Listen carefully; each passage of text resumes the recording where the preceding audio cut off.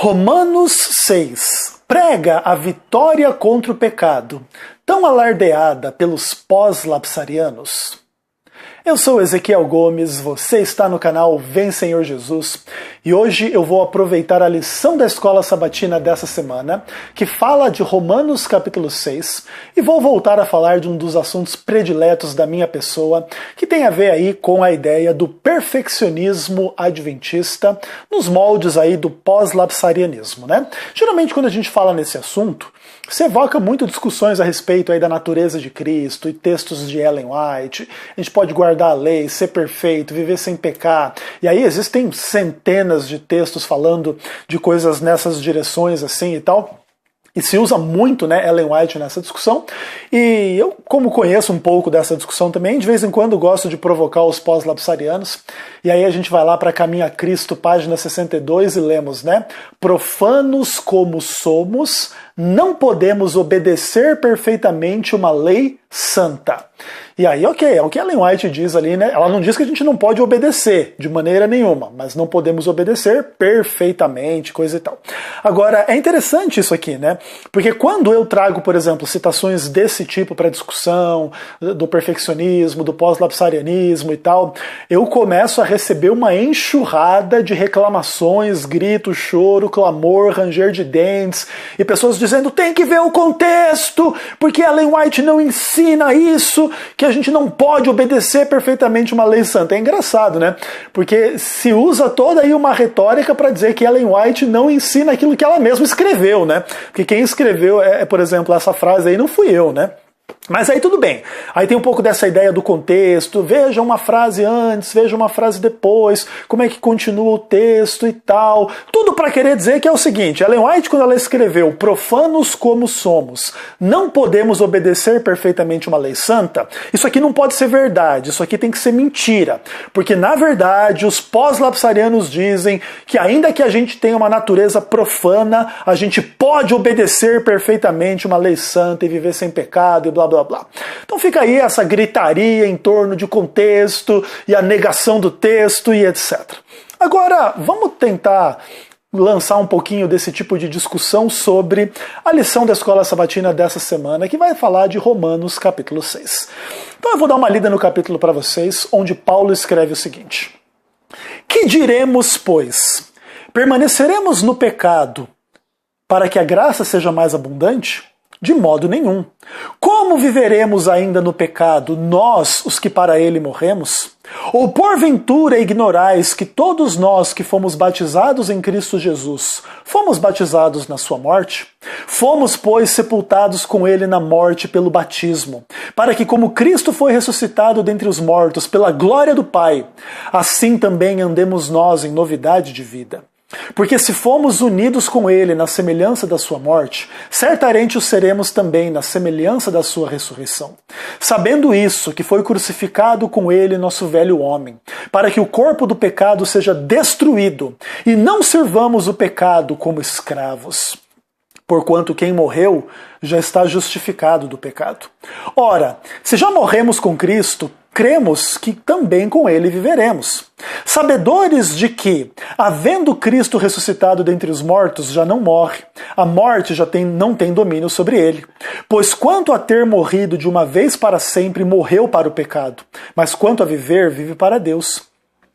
Assim também vós, considerai-vos mortos para o pecado, mas vivos para Deus em Cristo Jesus. Não reine, portanto, o pecado em vosso corpo mortal, de maneira que obedeçais às suas paixões. Nem ofereçais cada um os membros do seu corpo ao pecado, como instrumentos de iniquidade, mas oferecei-vos a Deus como ressurretos dentre os mortos, e os vossos membros a Deus como instrumentos de justiça. Porque o pecado não terá domínio sobre vós, porque não estáis debaixo da lei, e sim da graça. E daí, havemos de pecar porque não estamos debaixo da lei e sim da graça? De modo nenhum! Não sabeis que aquele a quem vos ofereceis como servos para obediência, desse mesmo a quem obedeceis, sois servos? Seja do pecado para a morte, ou da obediência para a justiça? Mas graças a Deus, porque outrora escravos do pecado, contudo viestes a obedecer de coração a forma de doutrina que fostes entregues, e uma vez libertados do pecado, fostes feitos servos da justiça. Falo como homem por causa da fraqueza da vossa carne.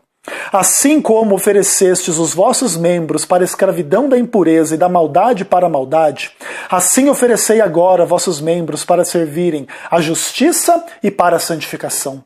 Porque quando éreis escravos do pecado, estáveis isentos em relação à justiça. Naquele tempo, que resultados colhestes?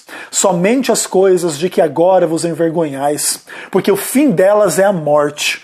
Agora, porém, libertados do pecado, transformados em servos de Deus, tende o vosso fruto para a santificação e, por fim, a vida eterna. Porque o salário do pecado é a morte, mas o dom gratuito é a vida eterna em Cristo Jesus, nosso Senhor. Então, basicamente, eu vou dizer aqui que este capítulo ele corresponde àquela frase de Ellen White, né? Profanos como somos, não podemos obedecer perfeitamente uma lei santa. E assim como os pós-lapsarianos dizem o seguinte, não, você não pode pegar essa frase isolada para conhecer a verdade. Você tem que ver todo o contexto no qual Ellen White escreveu, um parágrafo antes, um parágrafo depois e tal, e você vai perceber que essa frase ela não pode ser assim isolada para querer dizer aquilo que é a teologia de Ellen White. Ok, então eu vou propor um exercício semelhante sobre Romanos capítulo 6. Eu vou dizer que a gente não pode isolar capítulo 6 para dizer o que Paulo quer dizer a respeito desse assunto. A gente tem que pegar um pouquinho do capítulo 3, do capítulo 5, do capítulo 7, do capítulo 8, para ver a mensagem completa de Paulo e ver que a teologia dele não tem que ver aí com essa vitória completa e perfeita e já realizada em sentido assim do pecado, né, na vida dos salvos, ok? Será que a gente consegue fazer algo nessa direção? Então vamos lá ver o contexto de Romanos 6, né, dentro da carta de Romanos, para a gente perceber um pouquinho o que eu estou querendo dizer com isso. Então vamos lá. Romanos 3, versículo 23. Todos pecaram e carecem da glória de Deus. Estou falando aqui que todos os seres humanos, né, um dia pecaram e estão aí carentes da glória de Deus. Veja que essa é uma dificuldade para a doutrina pós-lapsariana perfeccionista, que quer identificar o pecado unicamente como ações livres de transgressão da lei de Deus da parte de alguém que é consciente e tal, a partir de um certo nível de maturidade, seja isso aí, especialmente em algum momento da infância, essa maturidade vai acontecer, a pessoa vai pecar e a partir daí ela é pecadora. Antes disso, não. Mas peraí, se isso fosse verdade, crianças que morrem muito cedo, por exemplo, 1 ano, 2 anos, 3 anos, sem desenvolver essa maturidade, elas teriam sido seres humanos sem pecado, certo? Segundo esse paradigma aí de que pecado é somente a transgressão livre, madura da lei de Deus. Ok. Agora veja, Paulo já começa a dizer que a coisa é diferente, que todos pecaram. E mesmo aqueles que não chegaram a uma maturidade tal para tomar essas decisões livres diante da lei de Deus, e aí eu sei que roubar é pecado, mas eu vou lá e roubo, não tô nem aí. Certo? Então já não é o paradigma no qual Paulo está trabalhando. Paulo trabalha no paradigma da universalidade do pecado. E se o pecado é universal na vida humana, o único ser humano sem pecado é Adão antes da queda ou Jesus Cristo, e fora desses dois exemplos, todo ser humano pecou, então, basicamente, isso indica todas as crianças, todos os fetos, todos os idosos, todas as pessoas, todos, ok? E aí o paradigma pós-lapsariano já começa a ficar complicado. Outra coisa, o pós-lapsarianismo também tem um pouco desta questão de que a doutrina do pecado original e hereditário é uma heresia e tal, e etc. Agora veja, Romanos capítulo 5, que vem um pouquinho antes de Romanos capítulo 6, no verso 19, diz o seguinte: pela desobediência de um só, muitos se tornaram pecadores. Ou seja, as pessoas não se tornam pecadoras porque elas pecam. Elas se tornam pecadoras porque um pecou, e esse um é Adão. E é nesse contexto que Paulo apresenta Cristo.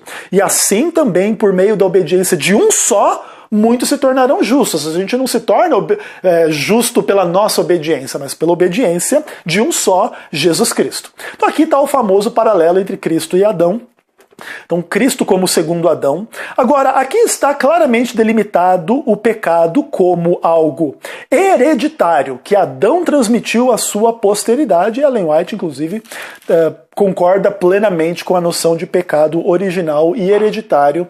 Né? Ela mesmo diz, né, que Adão transmitiu o pecado para a sua posteridade. Então já o paradigma pós-lapsariano está absolutamente equivocado à luz aqui de uma leitura simples da palavra de Deus em Romanos 3, em Romanos 5. E aí chegamos em Romanos 7. A coisa vai ficar mais complicada ainda. Do versículo 14 até o versículo 25, Paulo vai dizer, né, a lei é espiritual, mas eu sou carnal, vendido à escravidão do pecado, inclusive quem vendeu foi Adão. E eu nem mesmo compreendo o meu próprio modo de agir, porque não faço o que prefiro e sim o que detesto e tal. E aí o texto clássico, né? Eu sei que em mim, na minha carne, não habita bem nenhum. O querer o bem está em mim, não porém o efetuá-lo. Não faço o que prefiro, mas o mal que não quero, esse faço. E ao querer fazer o bem, encontro a lei que o mal reside em mim. Encontro na minha carne uma lei que me faz prisioneiro da lei do pecado e tal, e etc.